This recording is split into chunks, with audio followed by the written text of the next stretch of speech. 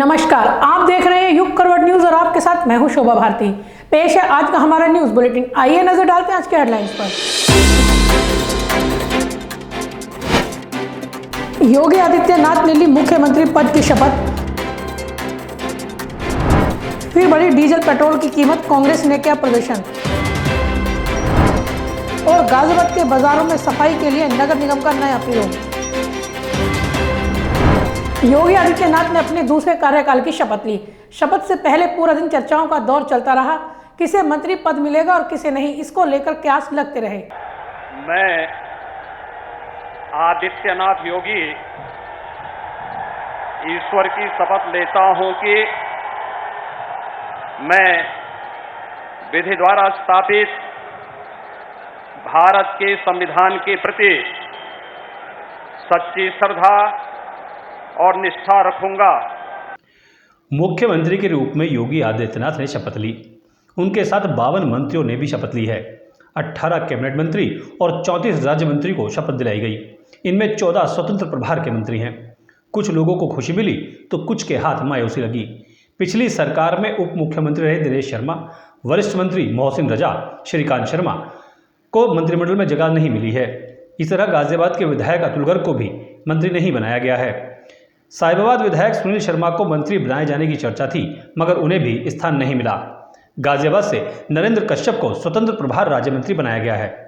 केशव प्रसाद मौर्य अपनी कुर्सी बचाने में कामयाब रहे।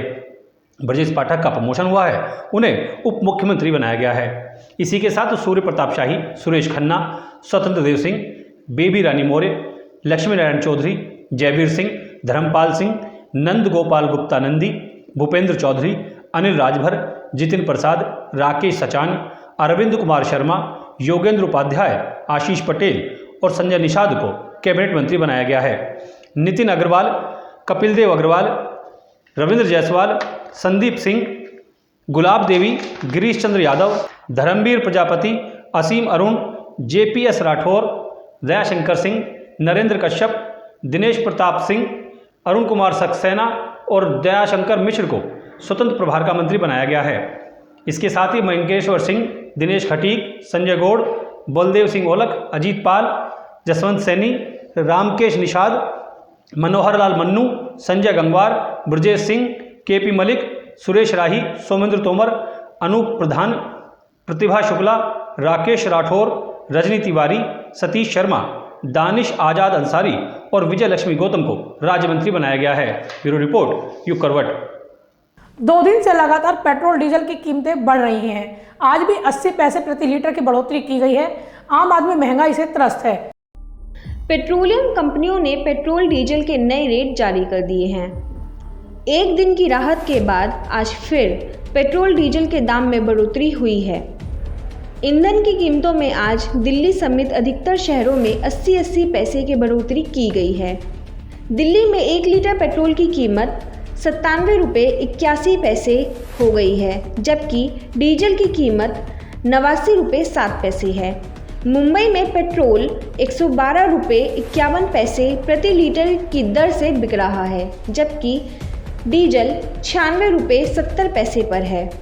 नए रेट के मुताबिक आज भी देश में सबसे सस्ता पेट्रोल 84 रुपये 98 पैसे लीटर के हिसाब से पोर्ट ब्लेयर में बिक रहा है। पेट्रोल रांची, भोपाल, जयपुर, पटना, कोलकाता, चेन्नई और बेंगलुरु में 100 के पार है। देश का सबसे महंगा पेट्रोल और डीजल राजस्थान के श्री गंगानगर में है। यहाँ 1 लीटर पेट्रोल की कीमत 114 रुपये 75 पैसे और डीजल 97 रुपये 73 पैसे है। पेट्रोल डीजल की कीमतें 137 दिन तक स्थिर रहने के बाद 22 मार्च को बढ़ाई गई थी। इसके बाद 23 मार्च को भी इनकी कीमतों में प्रति लीटर 80 पैसे की बढ़ोतरी की गई थी। उत्तर प्रदेश, उत्तराखंड और पंजाब समेत 5 राज्यों में विधानसभा चुनाव प्रक्रिया शुरू होने से पहले 4 नवंबर से ही पेट्रोलियम उत्पादों की कीमतें स्थिर बनी हुई थी। हालांकि इस अवधि में कच्चे तेल की कीमत $140 प्रति बैरल तक बढ़ गई थी। विधानसभा चुनाव के नतीजे आने के साथ ही पेट्रोल एवं डीजल के दाम में बढ़ोतरी की संभावना जताई जा रही थी। लेकिन पेट्रोलियम कंपनियों ने कुछ दिन और इंतजार किया। ब्यूरो रिपोर्ट युग करवट। कांग्रेस ने इस मुद्दे पर प्रदर्शन किया। पार्टी ने इसे हल्ला बोल का नाम दिया है। इस दौरान कांग्रेस कार्यकर्ता और पुलिस के बीच धक्का मुक्की भी हुई।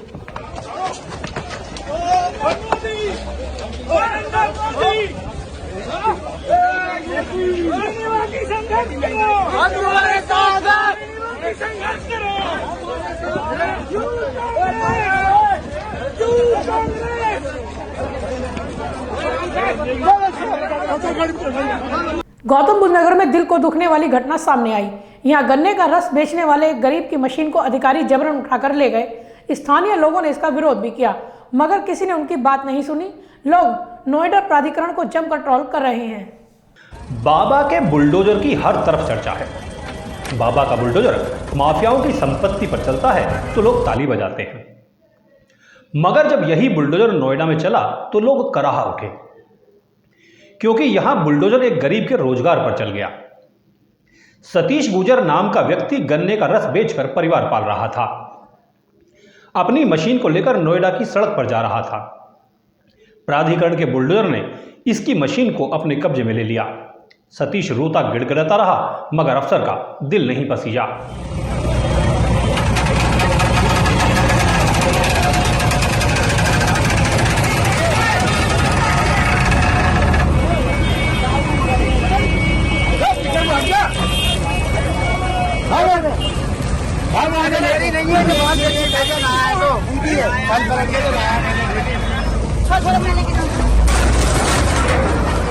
आपने ये अरे यार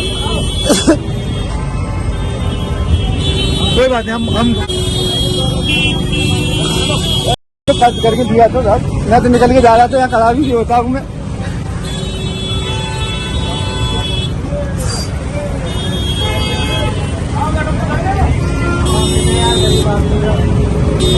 गरीबी तो मिलता है।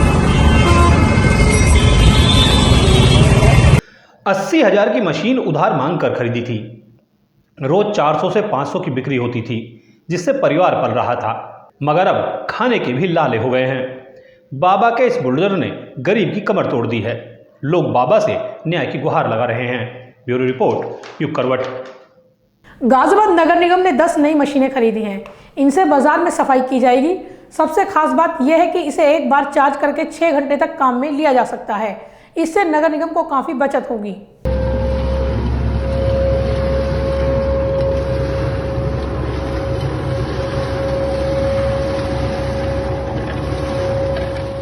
इस मशीन से नगर निगम ने एक तीर से कई निशाने साधने के प्रयास किए हैं।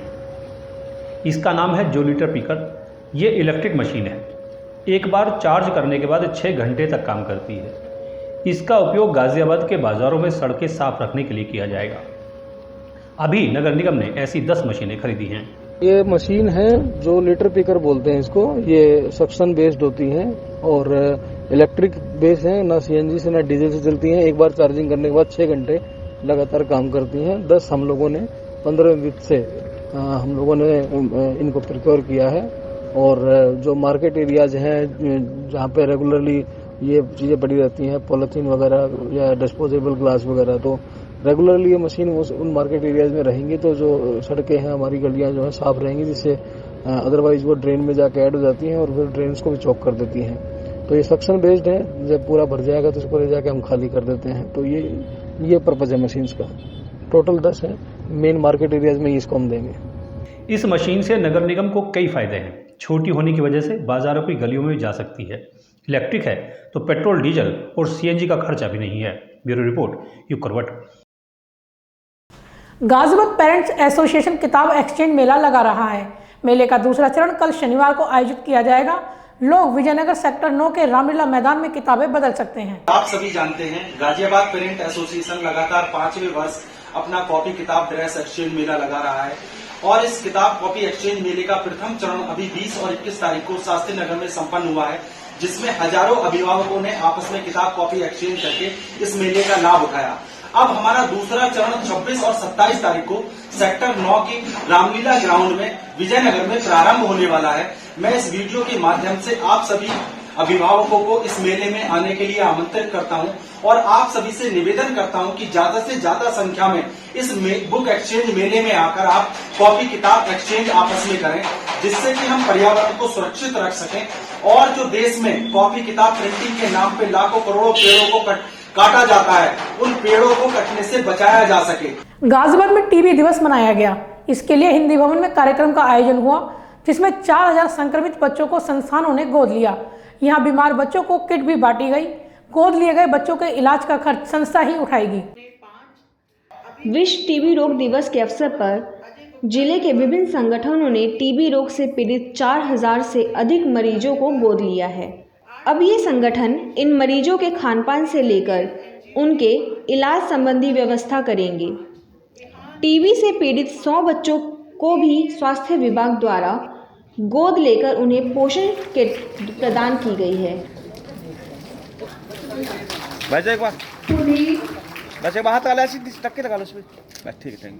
सम्राट कुमार वजन होगा ना कोई दिव्यांश। विश्व टीबी रोग दिवस के अवसर पर हिंदी भवन में कार्यक्रम का आयोजन किया गया। कार्यक्रम का शुभारंभ सीडीओ अस्मिता लाल ने किया। सीडीओ ने कहा कि टीबी के प्रसार को रोकने के लिए जन सहभागिता बहुत ज़रूरी है। अधिक से अधिक लोग टीबी के लक्षणों के बारे में जानें और अपने आसपास रहने वाले लोगों में यदि इसके कोई लक्षण दिखें तो जांच के लिए प्रेरित करें। सीडीओ ने अपील की है कि टीबी मुक्त गाजियाबाद के लिए सभी का सहयोग मील का पत्थर साबित होगा। ललित जायसवाल ने कहा कि फेफड़ों की टीबी संक्रामक होती है। एक रोगी एक वर्ष में अपने संपर्क में आने वाले 15 से 20 लोगों को संक्रमण दे देता है। संक्रमण के शुरुआत में ही उपचार शुरू कर टीबी रोग के प्रसार को रोका जा सकता है। इसके लिए ज़रूरी है कि लोग टीबी के बारे में जागरूक हों और अपने आसपास रहने वाले लोगों को भी जागरूक करें। इस दौरान 4000 टीबी रोगियों को विभिन्न संगठनों ने गोद लिया। 100 रोगियों को रेड क्रॉस सोसाइटी की ओर से हाइजीन किट बांटी गई। ब्यूरो रिपोर्ट युग करवट। वेब सिटी के प्रभावित किसानों ने महापंचायत की। किसानों का आरोप है कि जीडी और बिल्डर साठगांठ करके उनका उत्पीड़न कर रहे हैं। प्राधिकरण आश्वासन देने के बाद अपनी बात से मुकर गया। किसान अब आंदोलन को तेज करने की रणनीति बना रहे हैं। भारतीय किसान संगठन के बैनर तले वेब सिटी सन सिटी के बिल्डरों के खिलाफ किसानों ने महापंचायत की।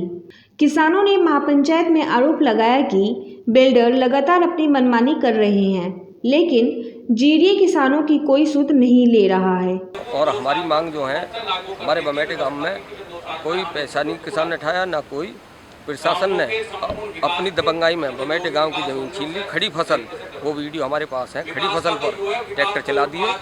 ये प्रशासन की मिली भगता से और हाईटेक वालों ने मिलकर किया। कितने गांव के हैं? ये 18 गांव का मामला है वैसे तो, लेकिन 6 गांव जो हमारे रोड के नज़दीक हैं, इनके साथ बड़ी बब्बरता तरीका अपनाया इन्होंने और खड़ी फसल उजाड़ दी। जो पिछले गांव में हमारे, उन पर 8% प्लॉट का और रेट का और विकास का उनका ये झगड़ा। आज हमारे जो राष्ट्रीय अध्यक्ष आ रहे हैं, चढ़ूनी जी और राजेंद्र जी, और अन्य यूनियन के भी राष्ट्रीय अध्यक्ष आ रहे हैं, जो वो निर्णय लेंगे वो हमारे सपोर्ट मत है जी। वैसे हमारे किसान ये भी सोच रहे हैं कि हम अपनी ज़मीन पर वापसी कब्जा लें। उस टाइम प्रशासन ने दबा के एक गाँव को और खड़ी फसल, लहलाती फसल उजाड़ दी। बिल्डरों ने तानाशाही रवैया अपना रखा है। संगठन के जिलाध्यक्ष ने कहा कि किसान काफ़ी समय से अपनी मांगों को लेकर धरना दे रहे हैं। पहले जीडीए का घेराव भी किया गया था। उस दौरान जीडीए उपाध्यक्ष ने आश्वासन दिया था कि किसानों और बिल्डर को बैठाकर समस्या का जल्द से जल्द हल कर दिया जाएगा, लेकिन जीडीए ने किसानों के साथ वादा खिलाफी की है। न्यायालय में केस पहले से पड़े हुए हैं। एडीएम एलए की विज्ञप्ति कहती है कि भाई जो भी न्यायालय में केस विचाराधीन है उनके विषय में न्यायालय का निर्णय अंतिम निर्णय होगा, लेकिन ये लोग नहीं मानते। इनका अपना जीडीए के लेटर्स हैं, पॉलिसी कहती है, एक्ट कहता है कि विरोध का सबको अधिकार है। अगर कभी कोई पॉलिसी गवर्नमेंट लाती है, कोई भी गवर्नमेंट को, कहीं की भी गवर्नमेंट को, या कोई भी मुद्दा गवर्नमेंट के द्वारा उठाया जाता है तो उस पर ऑब्जेक्शंस मांगे जाते हैं। हम भी धारा 6 के खिलाफ ऑब्जेक्शंस में कोर्ट में गए। कोर्ट से कहीं भी एक निर्णय ये हाईटेक वाले, ये बड़े बड़े लुटेरे जिन्होंने प्रशासन की मदद से हमारी जमीनों पर कब्जा करा, एक भी लेटर या एक भी कोई ऐसा आदेश कोर्ट का दिखा दे कि भाई इनकी जमीनों पर कब्जा कर लिया जाए। पहले 20 दिन से भी अधिक समय से किसान धरने पर बैठे हैं, लेकिन कोई भी अधिकारी धरना स्थल पर नहीं पहुंचा। ब्यूरो रिपोर्ट, युग करवट। तो फिलहाल आज के लिए इतना ही। गाजियाबाद और आसपास की खबरों के लिए देखते रहिए युग करवट और विस्तार से खबरों को जानने के लिए पढ़िए युग करवट न्यूज़पेपर। सब्सक्राइब कीजिए युग करवट। नमस्कार।